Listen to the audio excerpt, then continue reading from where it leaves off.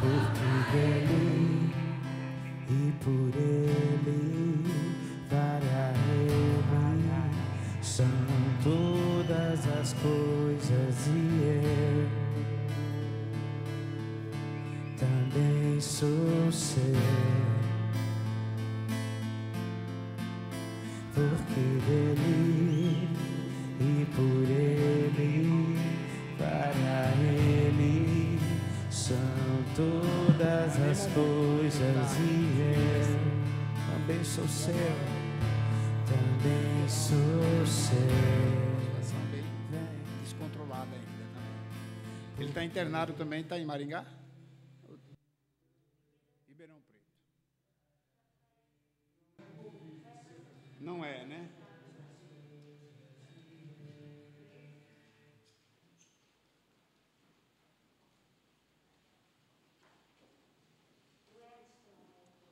O Edson é Covid.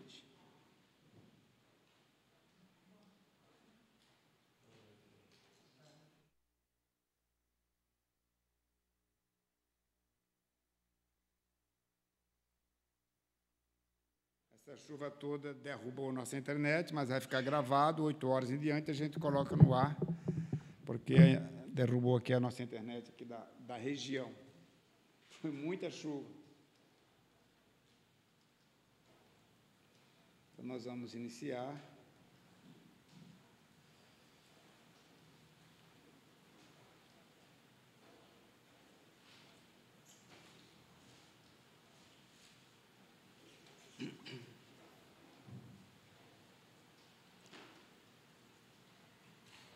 Dia 17 de fevereiro. Próxima quarta termina a série 1, ou seja, a última sessão de aulas da divisão que nós fizemos até o final do ano.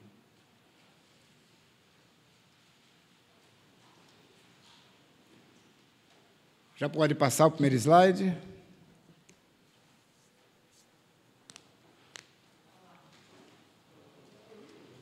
Muito bem, 17 de fevereiro, hoje a temática é essa que está em cima. Jesus Cristo, o justo. Vamos ler?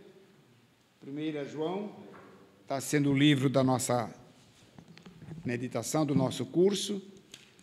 1 João, capítulo 2, do 1 ao 6.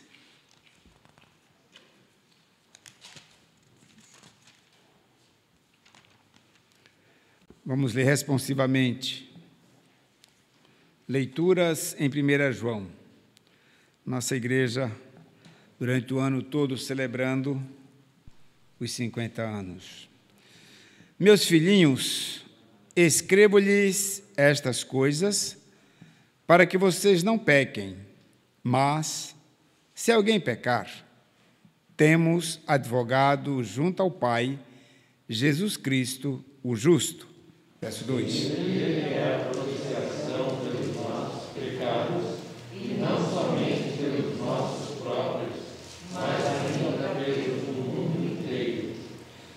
E nisto sabemos que temos conhecido, se guardarmos os seus mandamentos.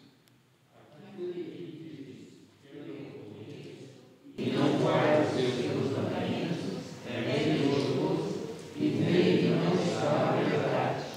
Mas quem guarda a sua palavra, nele verdadeiramente tem sido aperfeiçoado o amor de Deus. Nisto sabemos que estamos nele. Aquele que diz que permanece nele, esse deve também andar assim como ele andou. Amém. Vamos fazer uma oração.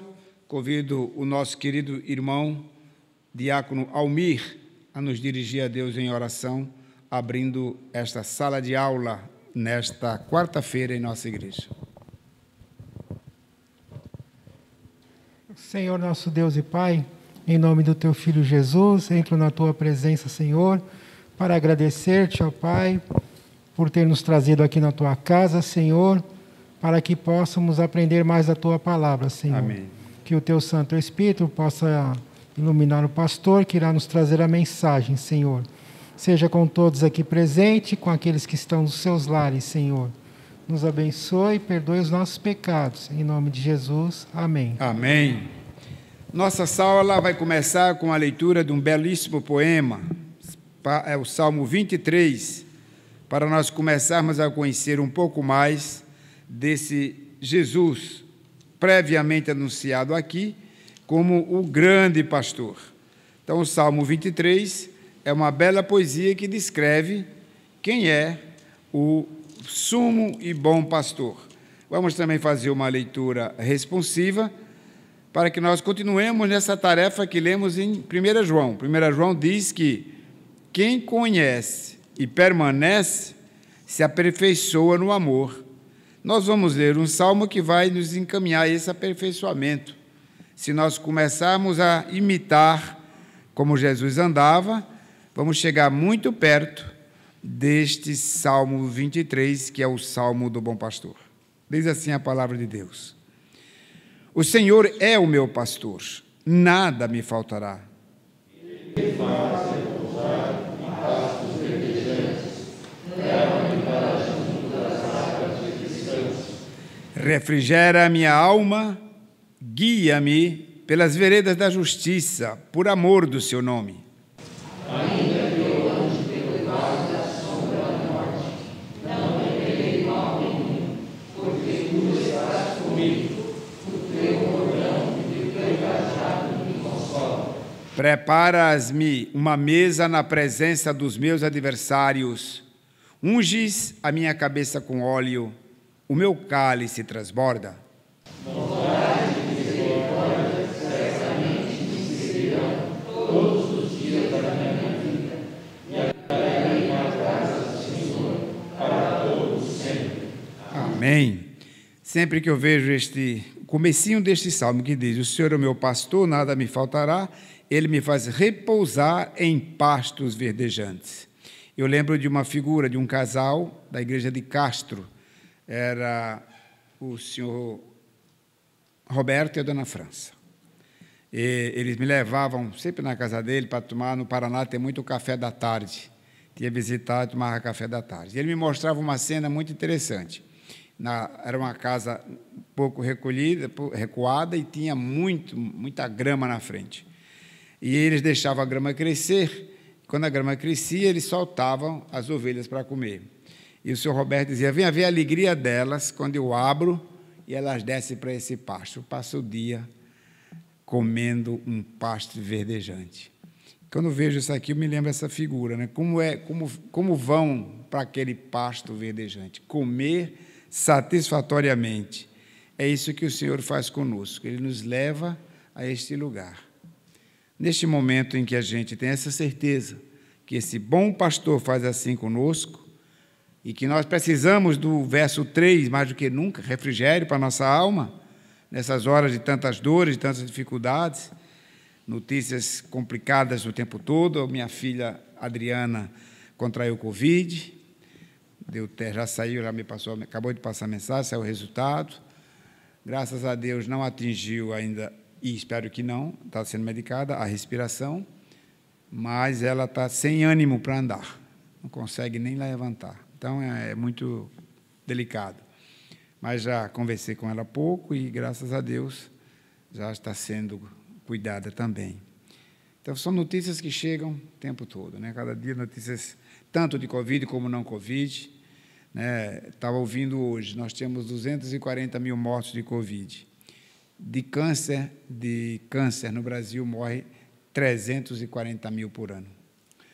Quer dizer, meu Deus, a gente acha muito 230 mil e tem uma enfermidade só que já vai a 340 mil. Aliás, não é de câncer, é de coração.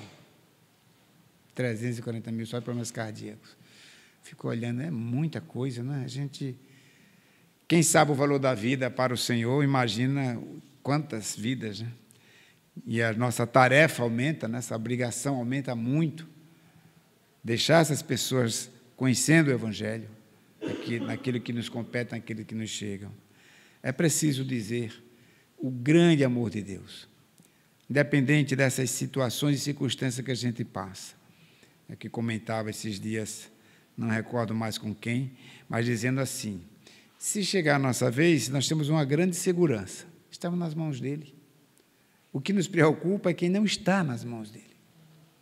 Então, essa é uma tarefa para nós muito pesada. Deus nos mantém aqui, Ele quer algo de nós aqui. Deus não quer enfeite na sua igreja, Ele quer servos. E servo num grau de perfeição que Ele chama de amigo. Lembra como a gente começou os estudos aqui em janeiro, dizendo isso? Quanto mais você se aperfeiçoa nessa amizade, mais você muda o seu status diante de Deus em relação a Cristo. Já não chamo vocês de servos, eu chamo de amigos, pela dedicação, pelo empenho, pelo cuidado, para que essa aproximação com Ele nos faça ser ajudantes, auxiliares desse grande pastor. Vamos ouvir. Os que lembrarem desta música poderão cantar também, uma música antiga, e fala exatamente desse amor maravilhoso que Jesus demonstrou na terra por nós, amor oriundo do Pai, que é aquilo que nós lemos na aula passada, atributo comunicável do Senhor. Vamos cantar. Fiquemos de pé.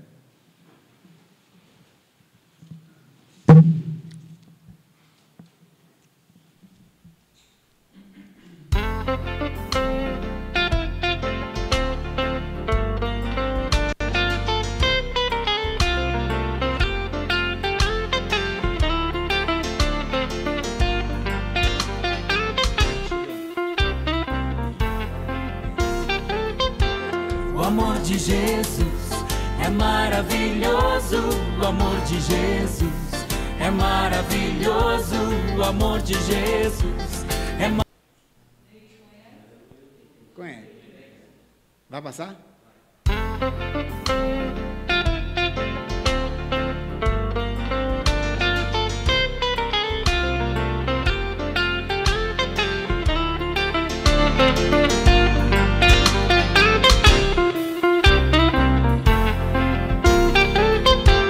O amor de Jesus é maravilhoso, o amor de Jesus é maravilhoso, o amor de Jesus é maravilhoso, Senhor, grande amor, alto é, intransponível, profundo também, mas acessível a sua extensão. É incomparável, Senhor, grande amor. O amor de Jesus é maravilhoso, o amor de Jesus é maravilhoso, o amor de Jesus é maravilhoso, Senhor, grande amor. Alto é, intransponível, profundo também, mas acessível a sua extensão. É incomparável, Senhor, grande amor.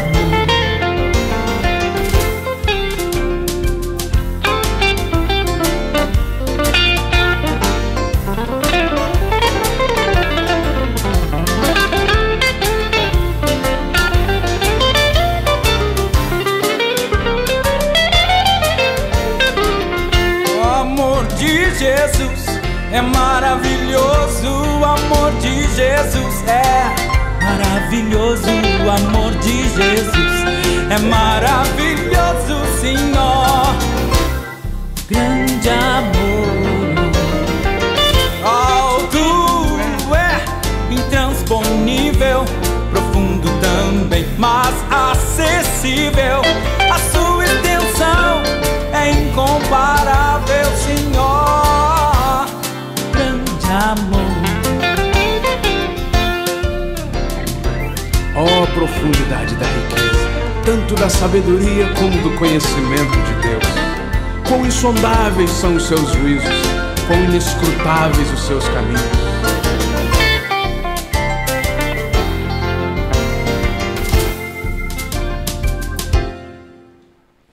Muito obrigado, meus meninos lá de baixo. Esta é uma letra riquíssima. Veja que a gente não precisa de muito, né? Basta ir na Bíblia que você tem uma letra tão profunda como essa, É isso que eu sinto falta de muitas letras hoje, que fala tanto e não diz nada. Né? E aí você tem uma letra bonita, curta, bíblica e bem objetiva. Vamos pedir a Deus que este grande amor nos envolva cada vez mais e que a gente consiga ser bênçãos neste mundo tão confuso, tão perturbado. Já tem muita gente desistindo. Tem gente preferindo o fim do mundo, não é porque tem a solução, não, é com medo de ficar pior. Não é o nosso caso, né? Nós sabemos que quando vier o fim, vai ser melhor. E quando não chegar, temos a obrigação de fazer aqui melhor. Essa é a nossa tarefa. Não temos nenhuma necessidade de punir ninguém. Vem o fim do mundo para acabar com todo mundo. Quem somos nós, hein? Para fazer esse tipo de colocação. Que nós possamos, de fato, guardar isso dentro do nosso coração cada vez mais. Né? Que esse amor precioso nos envolva e a gente consiga desenvolver um mundo melhor onde nós estivermos. Almir, você ia perguntar.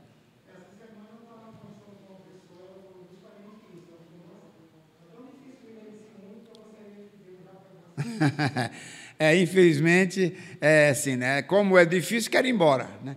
É assim, é largar tudo, né? A gente não tem a confiança, porque quem confia em Deus, o que tem a temer? A hora chegou de testar. Outras horas, em outras ocasiões também. Agora é essa. Como eu estava acabando de falar, o irmão Geraldo, que a gente vai orar por ele, irmão da dona Áurea, não é Covid, não está dentro dessa pandemia, mas também é um problema grave de saúde. Nós temos vários outros casos. Né? Exatamente. Tem, eu digo, essa história que a gente não pode mais falar de nada que é negacionista. Não tem nada a ver de negacionista. A gente sabe exatamente que tem a pandemia, sabe que tem que tratar, estamos enfrentando, mas isso não é, para mim, a única causa no mundo. Né? Nem de morte é a maior causa do mundo. Continua as violências, os acidentes, as gravidades, continua. Então, eu não gosto, nunca gostei, não é agora que eu vou gostar de trabalhar com alarmar as pessoas, né? Assustar, a teoria do medo, vamos fazer medo das pessoas. Não tenha medo de enfrentar a vida. A vida é bela, nas mãos do Senhor ela se torna maravilhosa. Vamos fazer nosso momento de oração. Curemos nossa fronte. Ó Deus bondoso, nossa gratidão por esta noite tão abençoada. Muitas chuvas, muitos transtornos, sabemos disto, as dificuldades que nós mesmos já causamos em mexer tanto com a natureza, mas tem nos dado a segurança de andar neste mundo. Andar com a mesma esperança, com alegria, de um dia ter sido alcançado por Ti para alcançar outros. Que esta igreja alcance outras vidas, que sejamos bênção na vida de muitos. Que esta igreja seja fortalecida para, nesses dias tão difíceis, permanecer intercedendo com fé e renovada esperança. E aqui listamos o irmão Geraldo, irmão da Ana Áurea, que a Tua mão seja com ele naquele leito de enfermidade. Sabemos da gravidade, mas o Teu amor, que é maravilhoso, que é acessível, ajude aqueles que com ele estão, naquele hospital. Igualmente o Edson, o genro do reverendo Ariovaldo. Visita, Pai, aqueles que com ele trabalham, para que não haja erro médico, para que haja exatidão no tratamento, cuidado, e eles possam se erguer desta enfermidade. Cuida da minha filha Adriana, em aula, em contatos com sua vida profissional, contraiu também esse mal. Que a Tua mão abençoe, proteja, restaure, restabeleça a sua saúde. Não lhes falte a companhia, o apoio para vencer essa parada difícil. Guarda, Senhor, proteja os demais familiares nossos, irmãos, amigos, que estão passando por dificuldades. Tua mão santa os ampare e os proteja. É o nosso pedido e a nossa oração nesta noite de estudo da Tua Palavra, em nome de Jesus. Amém. Muito bem, próximo slide. Andar como Jesus andou. Ô tarefa difícil. Temos 2 estudos. Hoje nós vamos dar uma caminhada observando o que era que motivava Jesus. Né? O que motivava ele na sua caminhada. No de quarta-feira, que vai ser o último, nós fizemos uma divisãozinha. Vou só dizer isso e vou voltar para cá. Mas só para a gente observar como era Jesus antes dos 30 anos, durante os 30 anos e depois dos 30 anos. Porque é interessante essa referência. Antes dos 30, a sua infância e adolescência. Até os 30, a vida que ele não aparece mais na história. Depois de ser batizado, a gente vai saber de Jesus pelos outros. E é muito interessante observar. Jesus era observado pelos outros, né? Porque ele era um homem prometido, e ele veio, e não faltou quem ficasse atento. Vamos trazer isso na próxima quarta. E a última fase é a fase do ministério e da morte e ressurreição dele. E aí, nesses 3 pontos, a gente encerra esta unidade 1 da lição, que estamos na lição F, vai para a lição G. E aí acaba no 2:1:6. Aí começa uma outra divisão, que vai até o capítulo 3. E assim a gente vai dividindo os 5 capítulos para desenvolver estudos lentamente, que a gente vai assimilando passo a passo esse conteúdo. Então, esse é o ponto da prática. Agora o que era que movia o coração de Jesus? Não é necessariamente o andar como andou como criança, o andar como andou como adulto e o andar como andou já na sua missão. Isso é quarta-feira. Hoje o que era que movia Jesus a andar? O que fazia Jesus andar? O que é que nos faz acordar tão cedo para ir para o trabalho? Que chova, que faça sol. Deve ter alguma causa no coração da gente, né?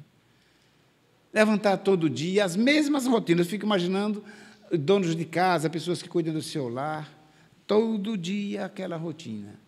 10 anos, 20 anos, 30 anos, 40 anos, 50 anos. O que é que move você a fazer isso? Isso é importante a gente saber. Neste caso aqui, a justiça, né? Porque no slide anterior era Jesus é justo. Então, por ser justo, a sua causa é a justiça. Está muito claro nesse texto que nós lemos, né? Na primeira carta diz exatamente isso. Já tínhamos dito no começo, eu vou só revisar para a gente não perder os conteúdos e observar que estamos sempre revisando e puxando um pouco mais para trás, para ninguém esquecer o conteúdo que já foi estudado. Veja aí, no primeiro capítulo que nós lemos, logo no comecinho, diz assim: e a vida se manifestou, e nós a vimos, e dela damos testemunho. E anunciamos a vocês a vida eterna, que estava com o Pai, e nos foi manifesta. Que vimos e ouvimos, anunciamos também a vocês, para que também vocês tenham comunhão conosco. Ora, a nossa comunhão é com o Pai e com o seu Filho, Jesus Cristo. Então, essa causa é herdada do Pai. Ele vai depois desenvolver isso em João. Em 1 João ele vai dizer: eu estou aqui porque o Pai me falou. Aqueles capítulos 7, 8, 9 de João, do Evangelho de João, que é aquele conflito enorme de Jesus, eu vou trazer um pouquinho dele hoje, mas ele é o tema do sermão de domingo. Ele vai abordar o tempo todo ele querendo mostrar aos judeus que eles precisavam conhecer a Jesus, que aquela religiosidade deles não iria levar a nada. Então, é um diálogo profundo. E Jesus é desacatado, desrespeitado, e ele vai enfrentando, etapa por etapa. Ele está dizendo: não estou falando de mim. Então, é um conteúdo muito precioso. Então, é por isso que a causa dele está no Pai. Jesus é justo porque Deus é justiça, que é aquele atributo comunicável que nós falamos. Nós vamos ver como é que isso funciona, né? Como é que ele passa desse Jesus homem, que teve essas 3 fases da vida que eu mencionei, para o Jesus Deus. É esse aqui que muita gente se perde. Como é que funciona isso para a gente? Como é que a gente confunde tanto isso? Por que a gente confunde? Vamos ver o próximo slide. Aqui tem um que dá para a gente entender melhor. Agora permanece o amor. Não sei quantos se lembram disso, né? Isso é o contém, né? Quando era cortado, era não contém, né? Então, é interessante essa velha matemática. O amor permanece. O amor permanece por quê? Não sei se vocês lembram desse slide. O primeiro slide eu mencionei. De ladinho do Salmo 23 estava escrito: recordemos, A misericórdia é maior do que a justiça, ou seja, a misericórdia está dentro da justiça, dentro do amor. O amor, ele vai dar essa resposta ao mundo. Quando você observa que o amor contém o menor, ou seja, o amor contém a misericórdia, o amor contém a bondade, o amor contém a santidade. Então, o amor de Deus é maravilhoso, intransponível, como acabamos de cantar. Então, ele é o grande ser, ele contém, Deus é amor. Deste conceito saem todos os outros atributos, tanto os incomunicáveis como os comunicáveis. E eu repito, comunicáveis são aqueles atributos que nós também podemos ter, que ele, pelo Espírito Santo, nos dá a possibilidade de ser bondoso, misericordioso, justo. Justo por quê? Porque fomos justificados. Então, é interessante observar isso. O próximo slide vai esclarecendo um pouco mais. A justiça é uma causa. A justiça de dizer, esse pecador que está morto, eu vou justificá-lo. Ele não vai morrer mais. Esta é a causa. Jesus veio para isso. Jesus não veio para morrer. Ele veio para vencer a morte. Ele veio, morreu e venceu a morte. Como ele venceu a morte, nós vencemos nele. Então, amar é viver, ou viver é amar. Isso é muito claro. Quem vive, quem tem esta certeza de que está vivo, eu lembro muito dessas frases, né, que a gente lê dos estudiosos, que nunca, talvez, tenham aberto uma Bíblia, mas eles admiram que o que dá sentido a gente é o movimento. Ninguém nasce, se o bebê nasce e não se mexe, o pai e a mãe já ficam preocupados, tem alguma coisa errada. E se demora a andar, tem outra coisa errada. Vez por outra eu comento isso. Eu fui um desses sustos. Os meus primeiro ano eu não conseguia andar, ficava em pé e caía, ficava em pé e caía. Então eu tinha problema de paralisia. Então eu tive que ser tratado. Porque como pode uma criança não andar? Então, o que dá sentido a gente é o movimento. O amor vai nos fazer andar. É engraçado isso, né? Quando a gente não percebe isso. O amor nos faz andar porque o amor nos leva para o bem. Por amor, você não vai matar. Por amor, você não vai roubar. Essas defesas malucas que aparecem aí, a morte é para nós uma vingança. Vejam, desde a tese de Caim, ele queria se vingar porque o irmão foi aceito e ele não. Cada coisa mais absurda.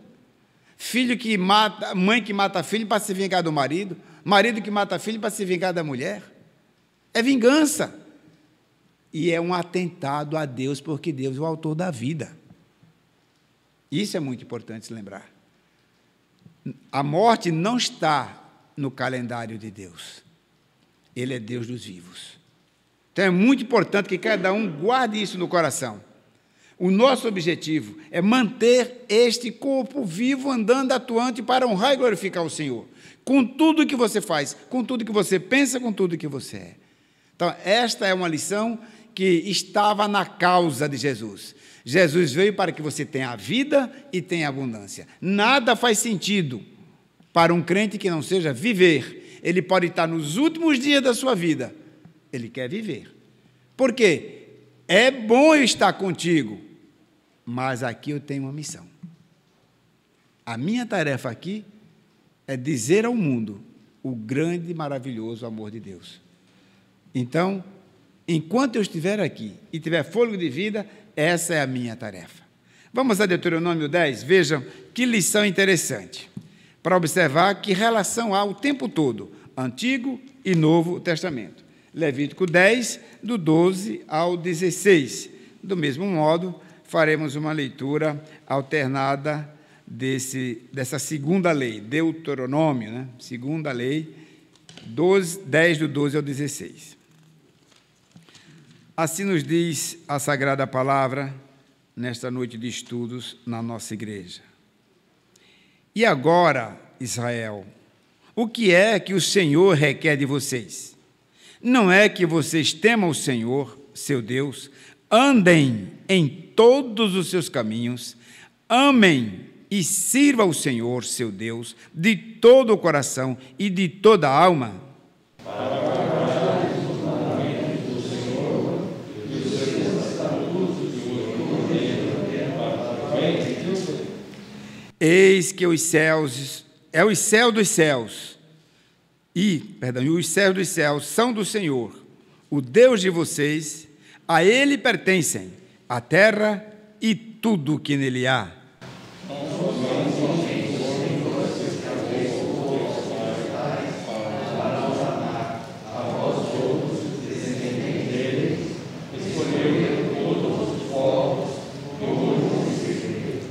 Portanto, circuncidem, ou para nós hoje, batizem o coração de vocês e deixem de ser teimosos.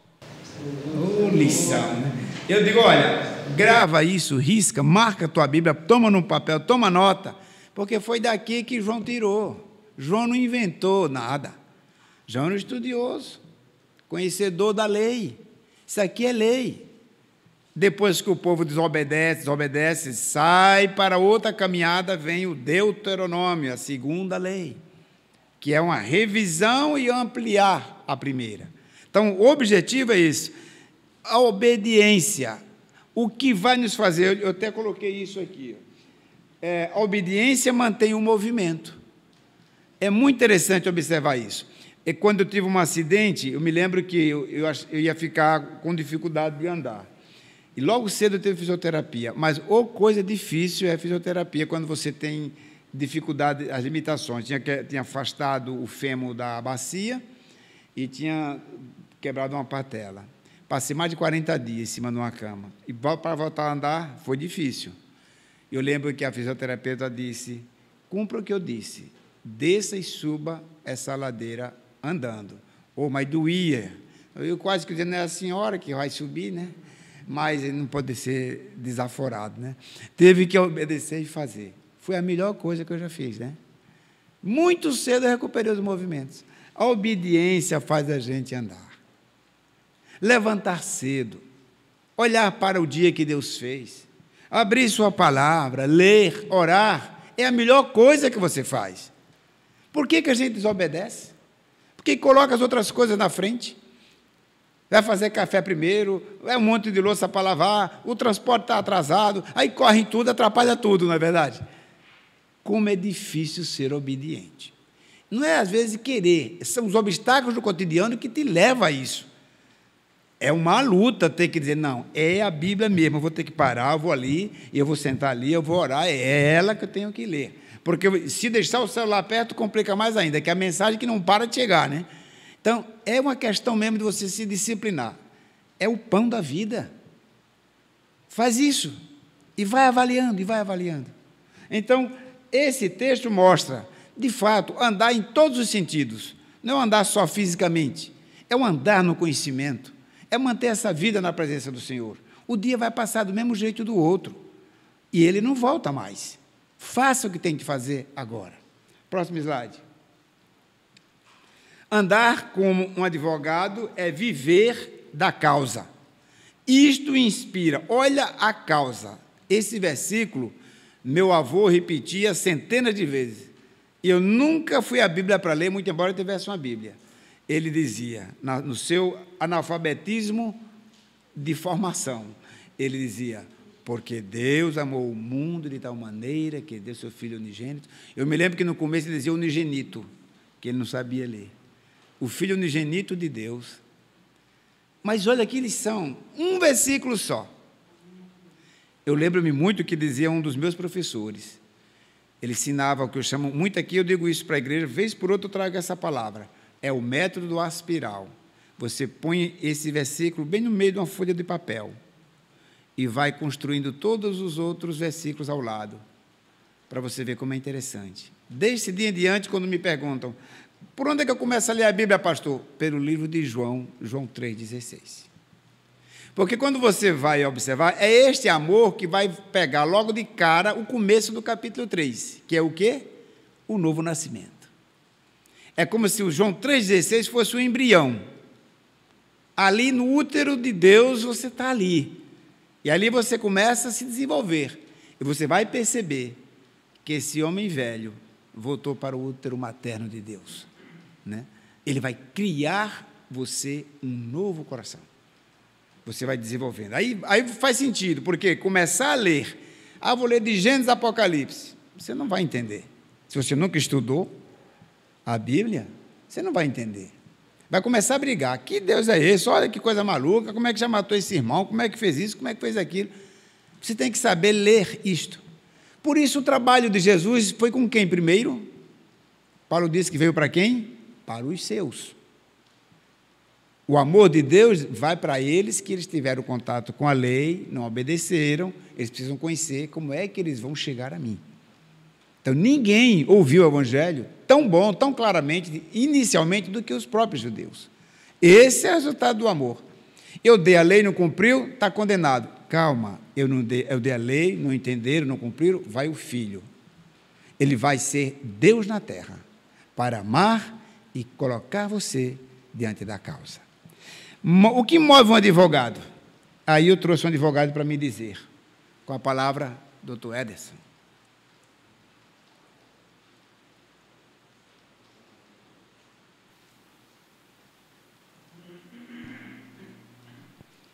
A história de um caso é o que move um advogado? Vamos ver, né? Ele trouxe até o esboço. Tem que trazer a cola, né? Tá certo. Dizem que todo advogado ele tem que estar preparado, sempre ter os argumentos que ele vai utilizar, né? É interessante porque, assim, o pastor ele traz uma referência, porque o nosso país, ele é um país em quantidade de pessoas que se dizem cristãos, sejam evangélicos, sejam católicos, é um percentual muito enorme. E nós não somos um dos melhores países, por quê? Muitos não vivemos o que Cristo, não andamos como Cristo. Ou seja, não basta você ter um grande número de cristãos, precisamos andar como Cristo. Aí um outro número também, o Brasil é considerado o país onde existem a maior quantidade de faculdades de direito. Qualquer outros países muito mais avançados, se você pegar o Brasil, ele é um país onde tem mais faculdade de direito e ainda querem abrir mais.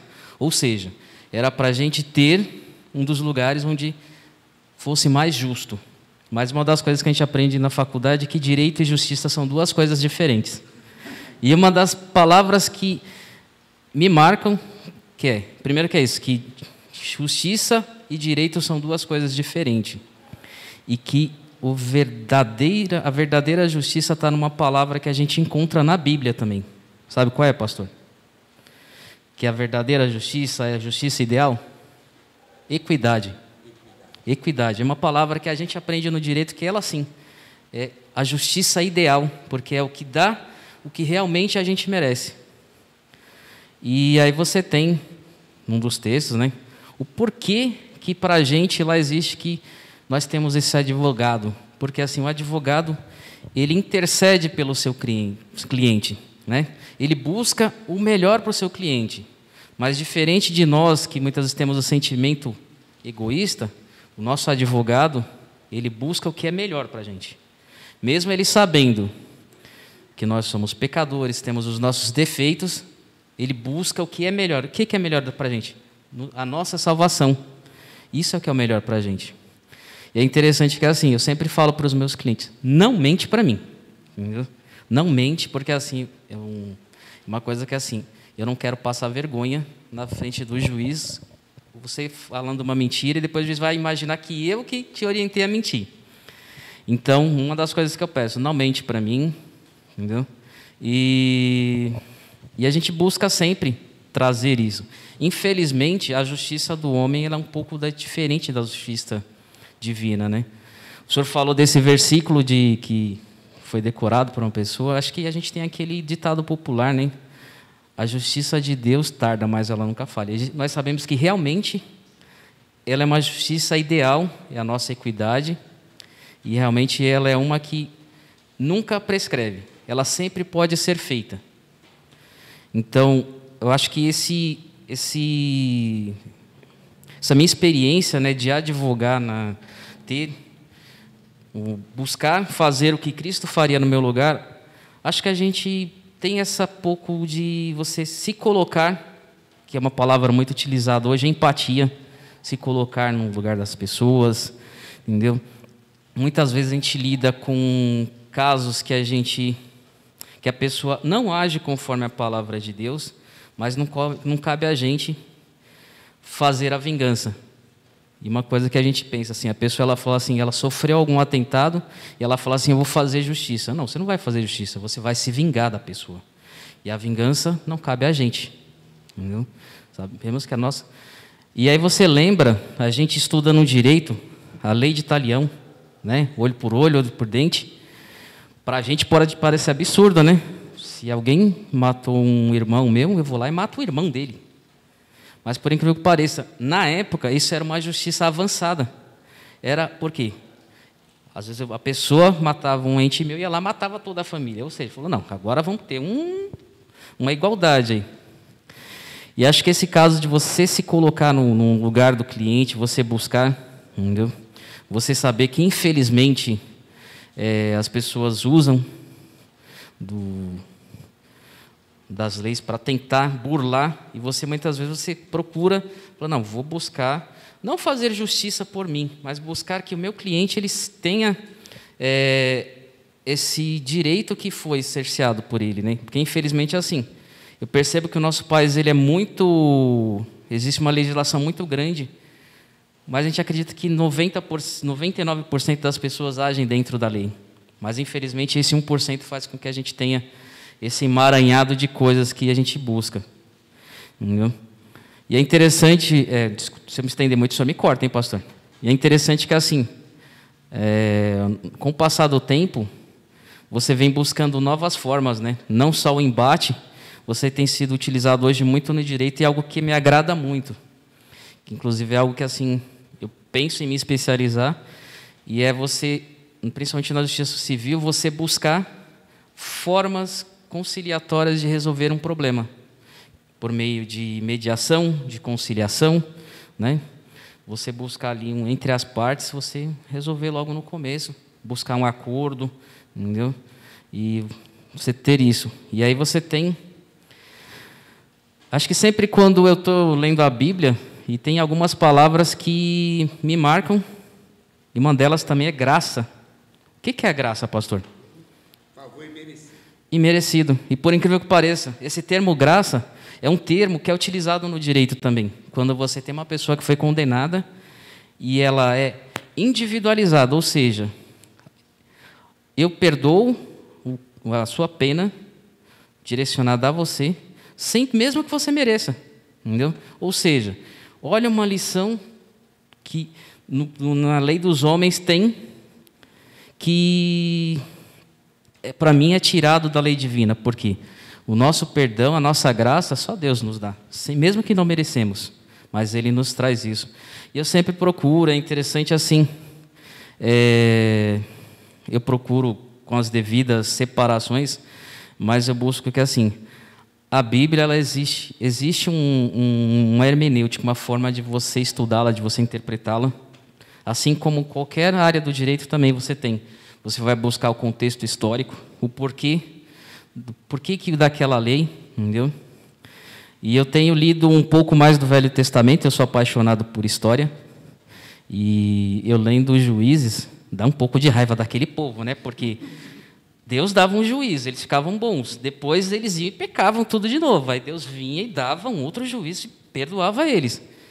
E aí você fica pensando assim, nossa, né? Que povo, né? Será que a gente também não é igual? Será que a gente também não está cometendo pecado todos os dias?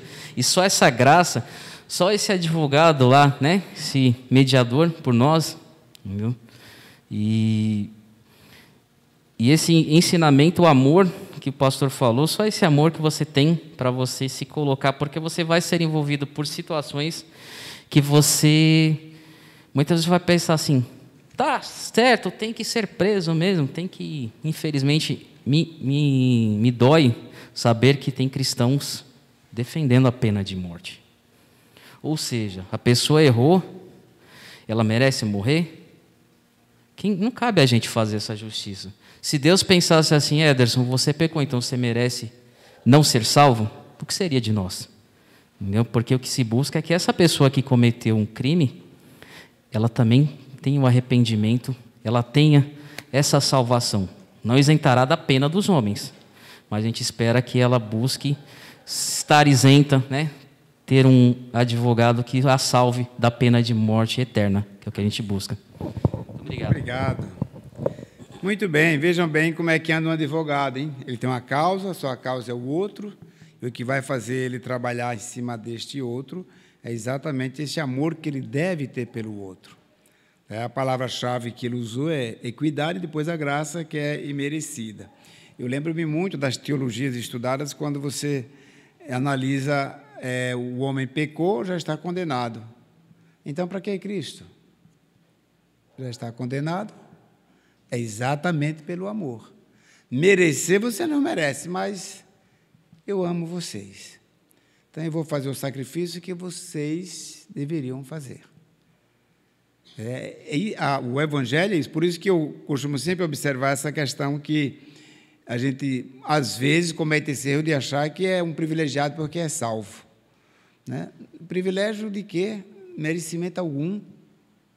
Né? Isso é o que é tão somente, se é uma palavra que tem que deixar claro pela nossa salvação, é o amor de Deus é maravilhoso, realizado em Jesus Cristo por nós. Não merecíamos, nem por ser judeu se fôssemos, nem por ser gentil que somos. Tá? Não há nenhum mérito em nós. Se não há mérito, então não há privilégio. Né? Há equidade, essa palavra é chave mesmo. Né? Ou seja, Deus procura tratar com igualdade a todos. Como é que a gente leu aqui?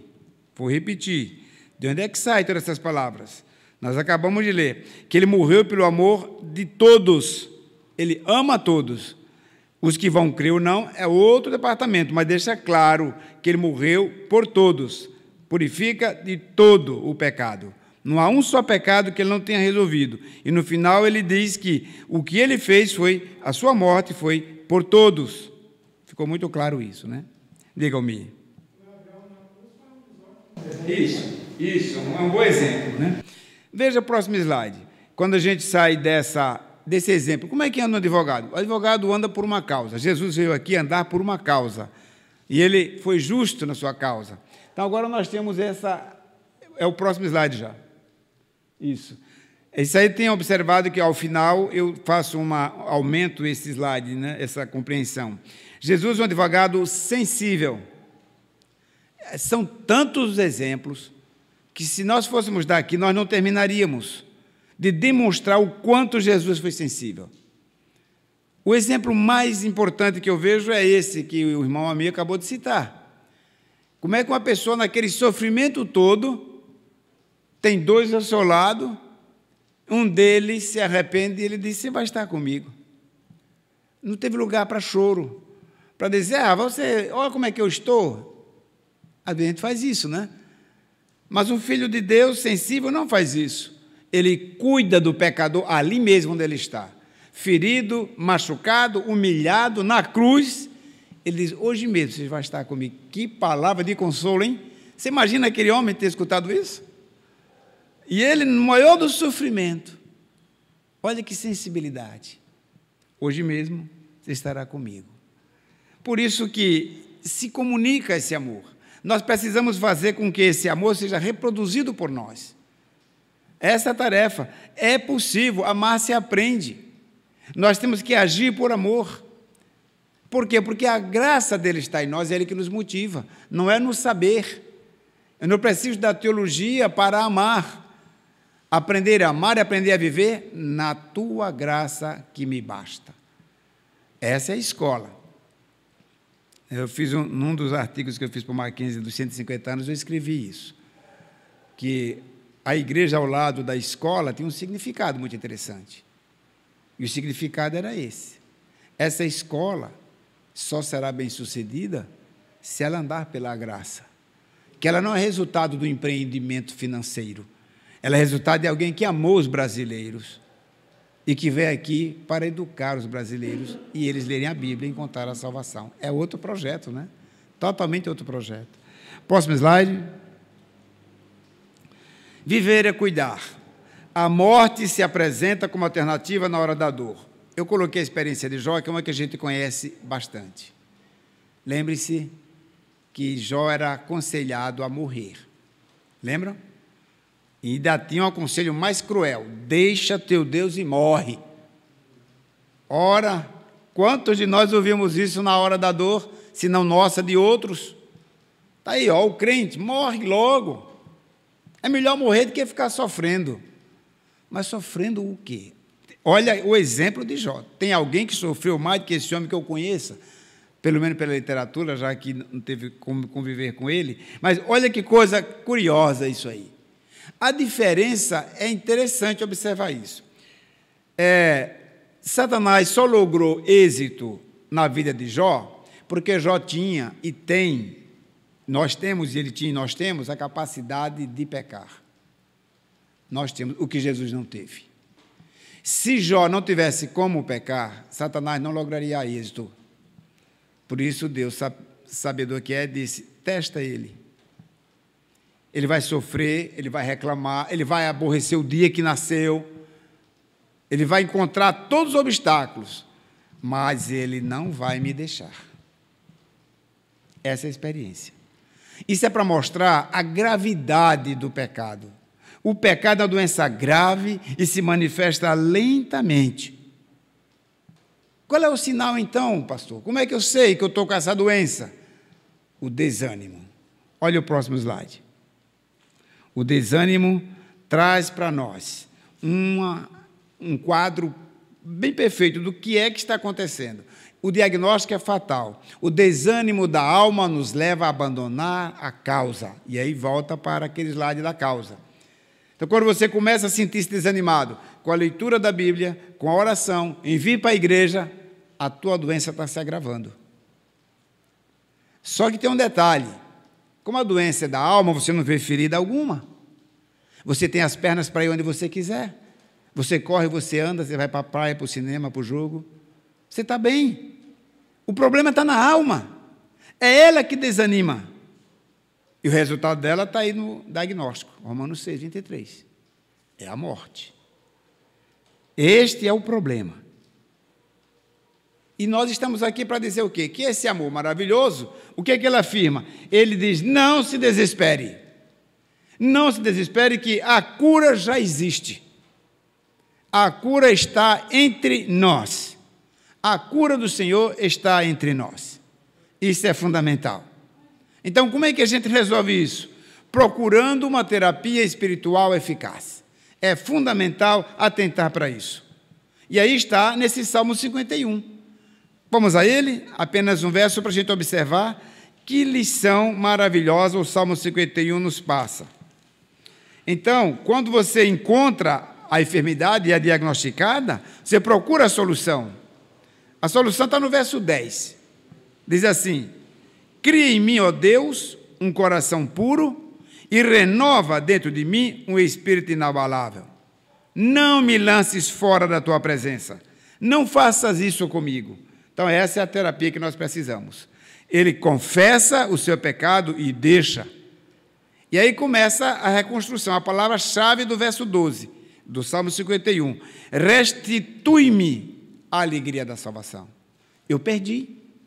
Esta é a morte que eu me refiro.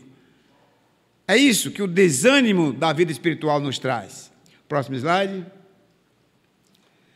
Pecado mata, Jesus cura. E o Espírito Santo trata as sequelas. É muito importante observar isso. O que Cristo fez por nós é a causa dele. Como era que esse advogado andava? Ele andava e ele andou para que nós vencêssemos a morte. Ele diz claramente: eu vim para que vocês tenham vida e tenham em abundância. Esta é a causa de Cristo. Quer andar como ele andou? Se comprometa com esta causa. Viva, ore, pregue, interceda, para que muita gente, muitos que conheçam a você, saiam dessa tristeza, da morte. E aí você olha para o lado desse slide. A pessoa que está escapando da morte, ele vai perguntar: e essas feridas? E essas sequelas? O Espírito Santo cuida uma por uma. Jesus cura, o Espírito Santo trata as sequelas do pecado. Não esqueça isso.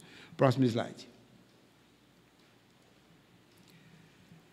As sequelas que mais persistem é a paralisia da alma. Lembra do desânimo? Essa paralisia fica como um vírus que permanece na alma.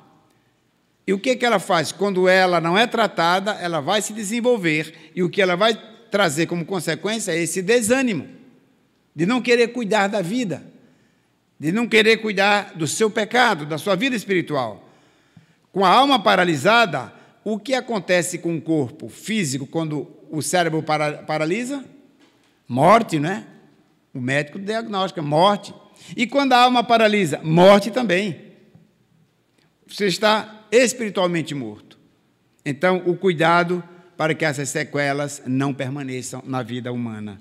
A vítima do pecado é narrada no Salmo 42. Belíssimo também. Também só uma passagem rápida, caminhamos para o encerramento. O Salmo 42 é outro desafio maravilhoso, né? Quando ele diz, olha, eu agora sou uma pessoa restaurada. Eu comecei a andar em outros caminhos.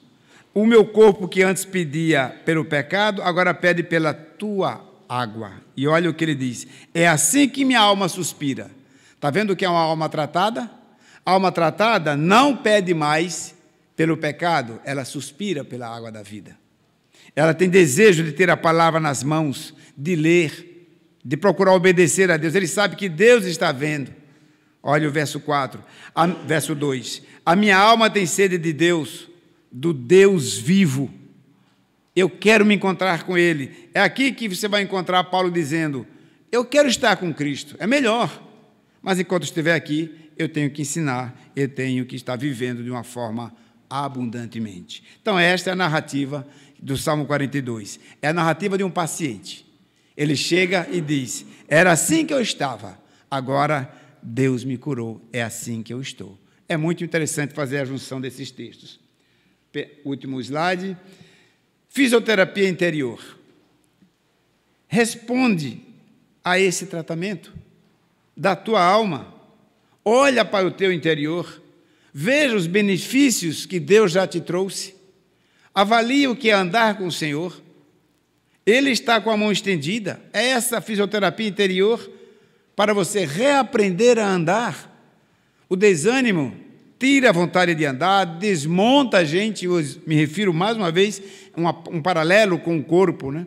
Quando você está abatido, que não tem força para andar, e às vezes você tem força para andar, mas não tem força da alma para andar na presença de Deus. Segura bem na mão de Deus. Nós vamos ficar silêncio ouvindo esta música, só para observar como é interessante ter um tempinho de silêncio, que é olhar para o teu interior e pensar nos muitos benefícios que Deus já nos trouxe. A última música, por favor.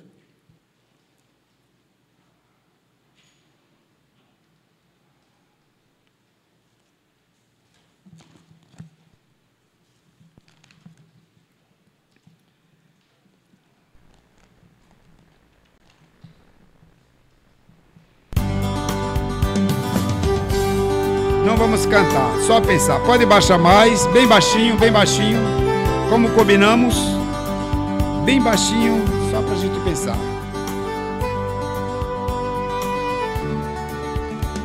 Se as águas do mar da vida quiserem te afogar, segura na mão de Deus e vai.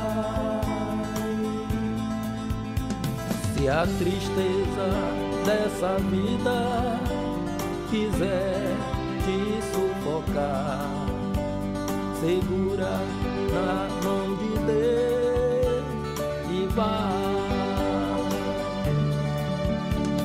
Segura na mão de Deus, segura na mão de Deus, pois ela te sustentará. Não tema, segue adiante e não olhe para trás, mas segura na mão de Deus e vai.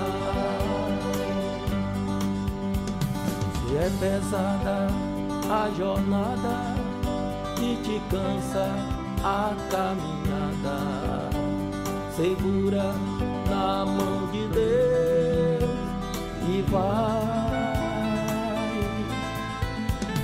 orando e jejuando, confiando e confessando, segura na mão de Deus e vai, segura na mão de Deus, segura na mão de Deus, pois ela te sustentará. Não tema, segue adiante e não olhe para trás, mas segura na mão de Deus e vai. O Espírito do Senhor sempre nos revestirá, segura na mão de Deus e vai. Jesus Cristo nos prometeu que jamais nos deixará, segura na mão de Deus e vai, segura na mão de Deus, segura na mão de Deus, pois ela te sustentará. Não tema, segue adiante. E é assim que terminamos nosso estudo desta noite. Meus filhinhos, escrevo-lhes estas coisas para que vocês não pequem. Mas, se alguém pecar, temos um advogado junto ao Pai, Jesus Cristo, o justo. Quem guarda a sua palavra, nele verdadeiramente tem sido aperfeiçoado o amor de Deus. Nisto, sabemos que estamos nele. Quem diz que permanece em Cristo, deve também andar como Cristo andou. Amém. O próximo slide diz assim: Deus é vida, Deus é luz, Deus é amor. Faça sua carta, conte sua história com Cristo, experimente crescer espiritualmente. Quando terminar esta aula, nós vamos iniciar uma atividade muito interessante, que é cada um poder escrever um pouco da sua caminhada. Eu vou trazer o material e vai ajudar vocês a fazer isso. A experiência de João numa carta, uma sinfonia de amor. E aí vem um convite para a nossa próxima sexta-feira, que é a reunião de oração, e a próxima quarta, a última lição, bloco G, da primeira lição, da primeira aula.